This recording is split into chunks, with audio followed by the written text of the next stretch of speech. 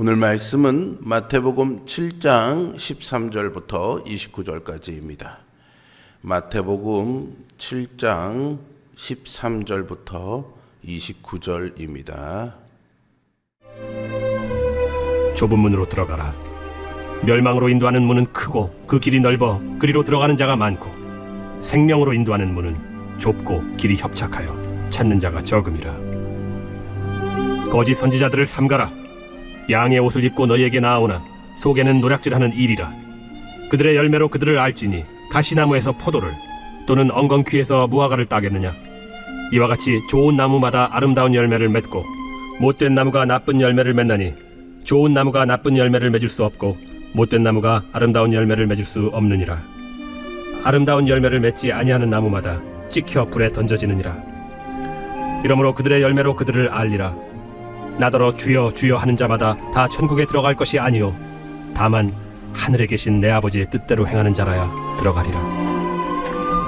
그날에 많은 사람이 나더러 이르되 주여 주여 우리가 주의 이름으로 선지자 노릇하며 주의 이름으로 귀신을 쫓아내며 주의 이름으로 많은 권능을 행하지 아니하였나이까 하리니, 그때 내가 그들에게 밝히 말하되 내가 너희를 도무지 알지 못하니 불법을 행하는 자들아 내게서 떠나가라 하리라.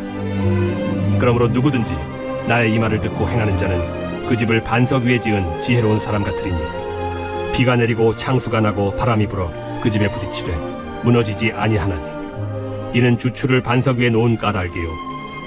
나의 이 말을 듣고 행하지 아니하는 자는 그 집을 모래 위에 지은 어리석은 사람 같으리니, 비가 내리고 창수가 나고 바람이 불어 그 집에 부딪히매 무너져 그 무너짐이 심하니라. 예수께서 이 말씀을 마치심에 무리들이 그의 가르치심에 놀라니, 이는 그 가르치신 것이 권위 있는 자와 같고 그들의 서기관들과 같지 아니함이니라. 1914년 영국의 탐험가 어니스트 세클턴은요, 27명의 대원과 함께 남극 횡단을 위해서 인디어런스 호를 타고 떠났습니다. 하지만 배가 빙하에 갇혀서 침몰했고 그들은 영하 수십 도의 혹한에서 고립되었습니다. 그때 그들의 앞에는요, 두 가지 선택이 있었습니다. 안락하지만 결국에는 죽음에 이르는 기다림의 길과 살이 찢기는 고통을 감수하면서 얼음바다를 건너는 생존의 길이었습니다. 세클턴과 대원들은요, 가장 험난한 길을 선택했고 634일 만에 전원 생존이라는 기적을 일구어냈습니다. 오늘 우리가 읽은 산상수훈의 결론은 우리 인생이라는 거대한 탐험 앞에서 주님이 제시하시는 두 갈래 길에 대한 이야기입니다. 우리의 신앙 여정에는 두 갈래 길이 존재합니다. 넓고 편한 길과 좁고 불편한 길이지요. 예수님은 좁은 길을 택하라고 명확하게 말씀하십니다. 이 길은 외롭고 고된 여정처럼 보일 수 있습니다. 그러나 이 길 끝에는 생명이 있습니다. 주님은 우리에게 이렇게 묻고 계시는 것 같습니다. 지금 편안하지만 멸망으로 가는 넓은 길에 서 있는지, 아니면 험난해 보이지만 생명이 약속된 좁은 문으로 들어서고 있는지 말이죠. 오늘 말씀을 통해 우리의 신앙을 다시 한번 돌아보고 점검하면서 유일한 반석이신 그리스도께로 나아가는 시간이 되기를 소망합니다. 예수님은 먼저 우리에게 좁은 문으로 들어가라고 말씀하십니다. 여기서 좁은이라는 말의 어원적인 의미는 단순히 폭이 좁은 것을 넘어서서 환난을 당하다, 압박을 받다라는 뜻을 포함합니다. 좁다라는 것은 고난과 희생, 내적 결단을 요구하는 삶의 방식을 의미합니다. 따라서 그리스도인의 삶이 절대 쉬운 길이 아님을 보여주죠. 즉, 이 문은 세상의 가치관과 본능을 거슬러야 통과할 수 있는 문입니다. 반면에 넓은 길은 겉으로는 편하고 자유로워 보이지만 결국은 멸망이라는 파국으로 이어집니다. 세상은 늘 우리에게 넓은 길을 권합니다. 다수가 가는 길, 내 자존심을 세워주는 길, 적당히 타협하며 평안함을 누리는 길이죠. 예수님은 생명으로 인도하는 길은 좁고 협착해 찾는 이가 적다고 말씀하십니다. 반면 멸망으로 인도하는 문은 크고 길이 넓어 많은 사람들이 그리로 들어간다 경고하시죠. 이 들어감은 우리의 공로가 아닙니다. 죽어있는 영혼은 절대 이 좁은 문을 발견할 수도 들어갈 수도 없기 때문이죠. 오직 하나님의 전권적인 은혜로 거듭난 자만이 자기를 부인하고 그리스도라는 좁은 문을 향해 발을 내딛는 능동적 순종을 보여줄 수 있습니다. 진리의 길은 종종 고독하고 세상의 기준과 충돌하며 손해를 감수해야 하는 길입니다. 하지만 그 길이야말로 예수님이 먼저 걸으신 길이고 우리에게 따라오라고 하신 길입니다. 많은 사람이 선택한 길이라고 해서 옳은 길이 아님을 기억하십시오. 좁은 길을 선택한다는 것은 단순히 불편을 감수하는 것이 아니라 하나님의 뜻을 쫓아 살겠다는 결단이며 믿음의 고백이죠. 우리 모두가 그 길 위에 굳게 서기를 소망합니다. 예수님은 거짓 선지자들에 대한 경고를 이어가십니다. 이들은 양의 탈을 쓴 이리 같아서 겉보기에는 경건하고 능력이 있어 보이지만 실상은 탐욕으로 가득 찬 사람들이라는 거죠. 예수님은 그들을 알아보는 기준으로 열매를 말씀하십니다. 좋은 나무가 좋은 열매를 맺고 나쁜 나무가 나쁜 열매를 맺듯이 사람의 삶과 성품에서 진짜 믿음이 드러난다는 겁니다. 주님은 좋은 나무가 나쁜 열매를 맺을 수 없고 못된 나무가 아름다운 열매를 맺을 수 없다고 말씀하십니다. 여기서 우리는 엄중한 경고를 마주하게 되는데요. 마지막 날에 많은 사람들이 주님 앞에서 주여 주여 우리가 주의 이름으로 선지자 노릇하며 귀신을 쫓아내지 않았습니까? 라고 항변할 것입니다. 그들은 종교적인 열심도 있었고 겉으로는 대단한 사역을 한 것처럼 보였습니다. 그러나 주님의 대답은요, 냉혹하죠. 내가 너희를 도무지 알지 못하니 불법을 행하는 자들아 내게서 떠나가라 말씀하십니다. 이것이 의미하는 바가 무엇일까요? 참된 신앙은 입술의 고백이나 종교적인 그런 퍼포먼스에 있는 것이 아니라는 거죠. 참된 믿음은 그 사람의 인격과 삶 속에서 거룩함이라는 열매를 맺습니다. 내가 주인이 되어서 내 의를 드러내는 사역이 아니라 하나님의 뜻에 겸손히 순종하는 삶이 있느냐가 관건입니다. 참된 신앙은요, 모조품이 될 수 없습니다.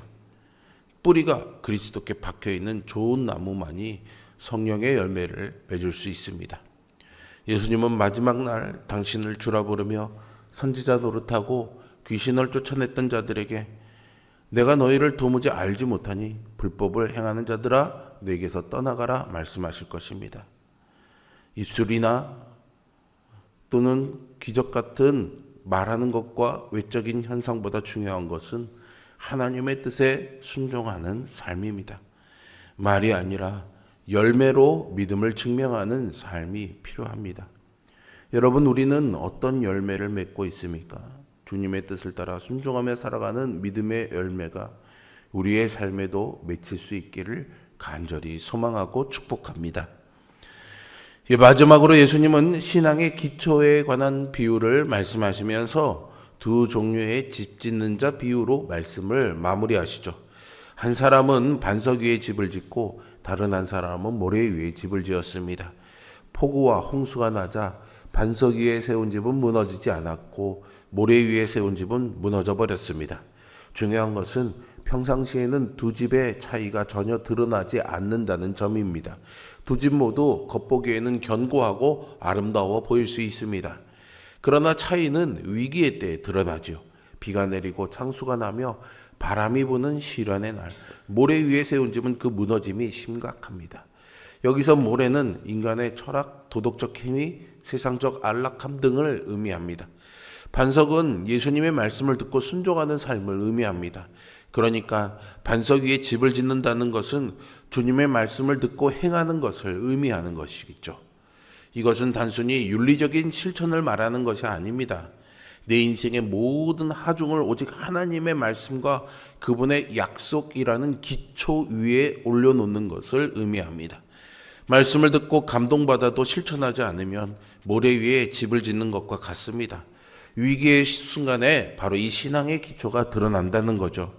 예수님은 듣고 행하는 자가 지혜로운 자라고 말씀하십니다. 세상이 흔들리고 죽음의 그림자가 덮쳐와도 말씀이라는 반석 위에 서 있는 자는 절대 요동하지 않습니다. 여러분의 인생은 지금 어디 위에 세워져 있습니까? 오늘 본문은 마태복음 5장부터 시작된 예수님의 산상수훈의 마지막 부분입니다. 산상수훈은 이 땅에 살아가는 하나님의 백성들의 헌장과도 같다. 천국 시민의 도리와 같은 말씀을 가르쳐 주신 거다라고 말씀드렸죠. 좁은 문으로 들어가고 참된 열매를 맺으며 말씀 위에 집을 세우라는 말씀은 참된 믿음은 삶으로 증명된다는 사실을 가르쳐 줍니다. 우리는 모두 좁은 길을 걷는 사람이어야 하고 또 좁은 길을 걷고 있는 사람들입니다. 여러분, 오늘 말씀을 들으면서 어쩌면 마음 한구석에는 이런 두려움과 불편함이 생길 수도 있습니다. 나는 정말 좁은 문으로 들어가고 있는가? 내 삶의 열매는 부족한데 나는 잘못된 길을 가고 있는 것은 아닌가라는 거죠. 우리는요, 복음의 핵심을 붙들어야 합니다. 사실 우리 중 누구도 우리 스스로의 힘으로는 완벽한 열매를 맺거나 견고한 집을 지을 수 없기 때문입니다. 우리는 본질상 모래 위에 집을 짓기 좋아하는 죄인들이기 때문이죠. 이때 우리는요, 우리들을 대신해서 가장 좁은 길을 걸으신 예수 그리스도를 바라보아야 합니다. 그분은 하나님의 아들이셨음에도 불구하고 우리를 구원하시기 위해 십자가라는 가장 좁고 고통스러운 문을 통과하셨습니다. 예수님이 십자가에서 보여주신 완벽한 순종과 의로움이 이제 우리에게 전가되었죠. 그래서 우리는 예수님을 붙잡고 예수님을 따라 예수님의 보혈을 의지해서 좁은 문, 좁은 길을 통과하여 갈 수 있는 것입니다. 절대 내 선택과 내 분별과 내 능력으로 가는 것이 아님을 기억하시기 바랍니다. 그러니 우리의 연약함이나 부족함도 이겨낼 수 있는 겁니다. 나 스스로 보기엔 부끄러운 것 같아도 주님의 손 붙잡고 주님 말씀 듣고 의지하며 살아가는 그 길이 우리에게는 좁은 문, 좁은 길이라는 것이죠. 우리는 하나님 앞에 의롭다함을 받는 것이 우리가 집을 잘 지어서가 아니라 이미 완벽하게 지어진 그리스도의 의라는 반석 위에 우리가 거저 세워졌기 때문입니다. 이것이 바로 칭의의 은혜입니다. 마치 성적이 형편없는 학생의 성적표에 전교 1등을 한 친구의 이름 대신에 내 이름이 적혀져 합격 처리되는 것과 비슷하다고나 할 수 있을까요? 이 놀라운 사랑을 깨달은 자는 이제 두려움이 아니라 감사함으로 좁은 길을 걷기 시작합니다. 나를 위해 생명을 내어주신 주님을 사랑하고 감사하기에 세상의 넓은 길을 미련 없이 버리고 주님의 말씀에 순종하는 삶을 선택하는 것이겠죠. 오늘도 폭풍우 속에서도 흔들리지 않는 유일한 반석이신 예수 그리스도를 깊이 의지하십시오. 그분의 은혜가 여러분을 좁은 문으로 인도하며 좁은 길을 걷게 하며 복된 열매, 좋은 열매를 맺게 해 주실 줄로 믿습니다. 신앙은 감정이나 형식이 아니라 우리의 실제 삶의 자리에서 드러납니다. 좁은 길을 걷는 자로서 진리와 순종으로 살아가는 자로서 흔들림 없는 믿음의 삶을 세워가기를 소망합니다. 우리의 모든 삶의 기초가 말씀 위에 세워져서 마지막 날 주님 앞에 섰을 때 잘하였도다, 착하고 충성된 종아라는 칭찬을 듣는 우리 모두가 될 수 있기를 주님의 이름으로 축복합니다. 기도하겠습니다. 사랑과 은혜가 풍성하신 아버지 하나님, 늘 주님의 말씀 듣고 따라가기를 순종하려 하지만 우리가 주님을 바라보지 못하고 주님을 의지하지 못하면 어느 순간 우리가 좁은 길이라고 생각하며 걸었던 길이 넓었던 길이었음을 깨닫게 됩니다. 지금은 좋아 보이고 지금은 대단한 것 같아 보여도 그 길의 끝에는 멸망이 있음을 다시 한번 두렵고 떨리는 마음으로 기억하게 하여 주시고, 다시 한번 주님의 공로를 의지하고 손 붙잡고 걸어가면서 그 길이 좁은 길이었음을, 그 길이 좁은 문으로 들어가는 곳이었음을 뒤늦게 확인하고 발견하게 될 때 그것이 은혜였고 감사였고 그것이 내 삶의 열매로 드러날 때에 하나님께 영광이 되게 하여 주시옵소서. 오늘도 그렇게 우리가 어떤 단호한 결단과 의지로 가는 것이 아니라 부족하고 연약하지만 주님을 손잡고 주님 말씀에 순종하며 그렇게 엎드려 살아가는 것이 결국에는 좁은 길임을 깨닫는 우리의 삶이 되게 하여 주시고, 지금은 그 길이 좁고 협착하여 우리에게 고통과 어려움이 될 수 있겠지만 때로는 말할 수 없는 손해를 감수해야 하겠지만 결국에는 영생의 열매라는 값지고 복된 결과가 있음을 기억하며 이 길을 걸어가는 우리 모두가 되게 하여 주옵소서. 청소년교회 수련회가 마지막 날을 맞았습니다. 마무리와 돌아오는 발걸음까지 하나님이 붙잡아 주시고 저들의 삶에도 늘 하나님의 동행하심이 있게 하여 주시옵소서. 예수 그리스도의 이름으로 기도합니다. 아멘.